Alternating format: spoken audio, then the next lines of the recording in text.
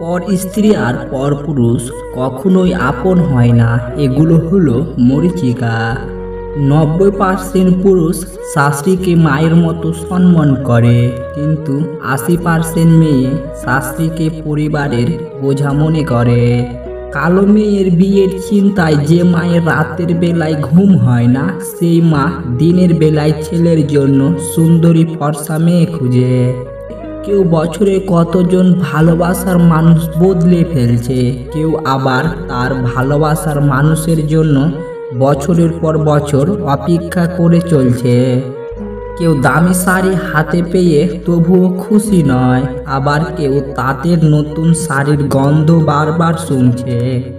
কেউ প্রিয়জনের কাছে থেকে সোনা বা হীরের চুড়ি পেয়েও খুশি নয়, কেউ প্রিয়জনের কাছে থেকে পাওয়া কাঁচের চুড়িতে স্বর্গের সুখ খুঁজে পাচ্ছে। কেউ লাখ টাকার ডাইনিং টেবিলে বসে বৃত্তি সহকারে খেতে পাচ্ছে না, কেউ পেঁয়াজ কাঁচা লঙ্কা দিয়ে ঘরে এসে পান্তা গিলছে।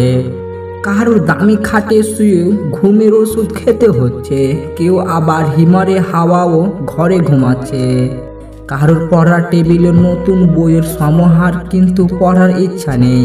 কেউ আবার পুরাতন বইয়ের দোকানে চুষে বেড়াচ্ছে পকেট খালি বলে। কেউ বিলাসবহুল গাড়িতে বসে চিন্তায় সন্তানগুলো মানুষ হলো না, এত সম্পত্তি রাখতে পারবে তো। কেউ পায়ে হেঁটে পথ চলছে, আবার মনে মনে ভাবছে সন্তান তো মানুষ করতে পেরেছি, ভগবান চাইলে ওরা নিজেরাই নিজের জীবনটা গড়ে নেবে। কারো দামি গাড়ি থামছে রাতের গভীরে নিঃশুদ্ধ পল্লীতে, ঘরের অপেক্ষায় স্ত্রী দীর্ঘশ্বাস ফেলছে।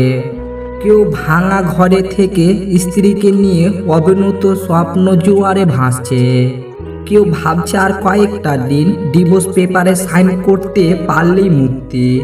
কেউ আবার একটা সম্পর্ক টিকে রাখার জন্য অবিরাম যুদ্ধ করে চলছে। বুঝতে না পারা যদি বাচ্চার অপরাধ হয়ে থাকে, তাহলে তাকে বুঝাতে না পারাটাও বড়দের অপরাধ।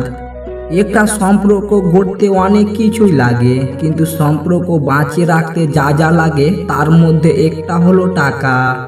আমি স্বপ্নকে হারিয়ে যেতে দেখেছি, কাছের মানুষকে দূরে সরে যেতে দেখেছি। সবাই বলে ভালোবাসা হাসতে শেখায়, আমি সেই ভালোবাসাকে গভীর রাতে একাকী কাঁদতে দেখেছি। অনেক প্রিয় মানুষ এমন ভাবে মন থেকে উঠে যায় যে পরবর্তীতে তাদের কথা মনে পড়লেও বিরক্ত লাগে। কিছু হারিয়ে গেলে যতটা কষ্ট হয় না, তার চেয়ে বহুগুণ বেশি কষ্ট হয় আপন কেউ বদলে গেলে। বিবাহিত মহিলাকে এই একটি জিনিস দিলে সে আপনাকে কাছে পেতে চাইবে।